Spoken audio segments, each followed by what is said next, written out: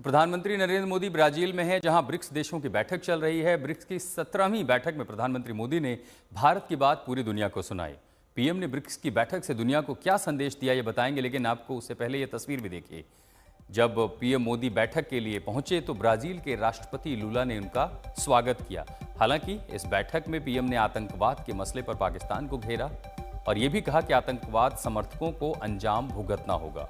BRICS की बैठक में महत्वपूर्ण बातें प्रधानमंत्री द्वारा कही गई और उसके बाद ब्रिक्स देशों ने साझा बयान भी जारी किया। ब्रिक्स देशों के नेताओं ने ग्रुप फोटो भी खिंचवाया और फिर मीटिंग के लिए आगे बढ़ गई। ये तस्वीरें उस समय थी जब राष्ट्रपति लूला ने खुद प्रधानमंत्री मोदी का स्वागत किया।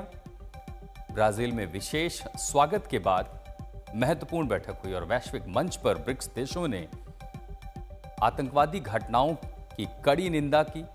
हालांकि इसमें महत्वपूर्ण बात यह भी रही कि ग्लोबल साउथ की भूमिका वैश्विक मंच पर कितनी महत्वपूर्ण हो और उसे बढ़ाने के लिए क्या कदम उठाने चाहिए, इस पर भी ब्रिक्स देशों ने चर्चा की। और प्रधानमंत्री मोदी ने इसमें कहा कि ग्लोबल साउथ की भागीदारी बढ़ाना बेहद जरूरी है। भारत लगातार ग्लोबल साउथ का नेतृत्व कर रहा है और लगातार ग्लोबल साउथ की आवाज बनकर उभर रहा है।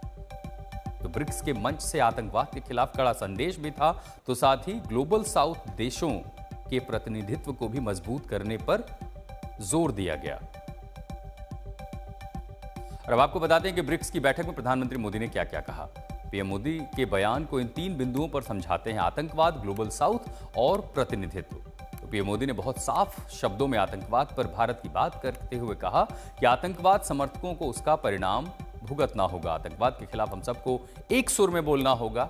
सुविधा के हिसाब से नहीं, एक सिद्धांत के तौर पर हम सबको यानी ब्रिक्स को आतंकवाद की निंदा करनी होगी, क्योंकि आतंकवाद किसी पर व्यक्तिगत खतरा नहीं बल्कि पूरी मानवता के लिए खतरा है।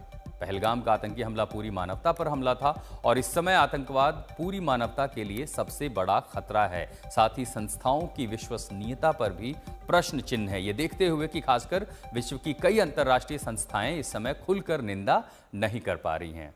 रुक रहे एक ब्रेक के लिए। खबरों का सिलसिला लगातार जारी है, आप देखते रहिए आज तक। लेकिन ब्रेक के पहले एक और महत्वपूर्ण खबर आपको बता दें। ब्रिक्स समिट में पीएम मोदी ने ग्लोबल साउथ की आवाज बुलंद करते हुए प्रधानमंत्री ने कहा कि ये मल्टीपोलर विश्व है जिसमें ग्लोबल